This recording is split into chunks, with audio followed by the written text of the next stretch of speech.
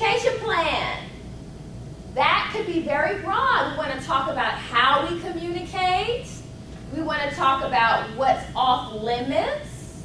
We want to talk about how often.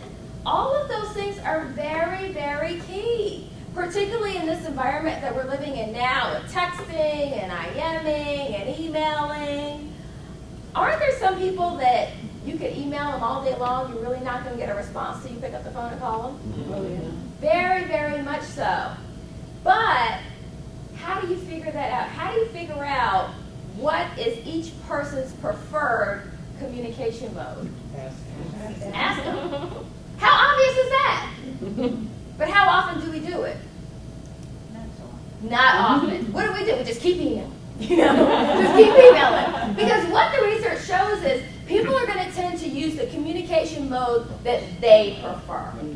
Okay? They're not going to customize to the other person. And that's where you're going to be more effective. There's some people, I just know they're face-to-face people. I'm going to get so much further if I literally just walk up the stairs, go to the 4th floor, and sit down and talk to her. Haven't you also seen those situations, I call it email volleyball, where it goes back and forth and back and forth. And I'm like, I bet if they would literally just pick up the phone, they could squash this instead of 3 weeks of emails going back and forth. So you want to talk about those things. You also want to talk about what's off limits in terms of email. Have any of you worked in those environments where you've got people sending you the morning blessing, and if you don't forward this to 10 people in 5 minutes, you don't love Jesus? I mean, I just see a variety of different permutations of that. Maybe those things are offline. I worked with another group where they were just really being so inundated with email. They felt like they were so frustrated because they felt that we received so many emails a day. I don't have time to wade through 2 or 3 pages to figure out what you want me to do. Okay? So the new ground rule was anytime you're sending out an email or communication where you really expect the person to take action, you must write action in the subject line and indicate what the action is. And then in the body of the email, you can go into more detail. Because aren't there people who are so lazy, they're not going to open up the email. They're just going to look at the subject. So you really need to catch their eyes and their attention really, really quickly. And so it's this combination. I mean, it's not just slackers, but people are legitimately busy. And so they're wading through hundreds of emails a day. How many of you have also had miscommunications over email or text?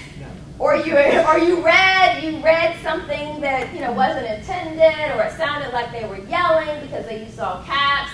I actually had that with my husband a couple months ago because we text a lot during the day, and sometimes we send these long texts, and I was really excited about something, so I sent him this long text, and I was kind of waiting to see what he was going to send back. And first of all, it took like 5 minutes, so that was a problem. Secondly, he sent me back a text and just said K. And so, of course, I'm like, well, he's got a little attitude. Let me see what's wrong with him. And so I called him up, and I was, really blasting him. And then he was like, well, Dana, I'm driving on 285. I didn't need anything. I just don't have time to text. So, again, you're limited, and there's lots of opportunity for miscommunication. When I traveled a lot, I used to send emails at 1 in the morning because I was sitting in a hotel because I had just arrived.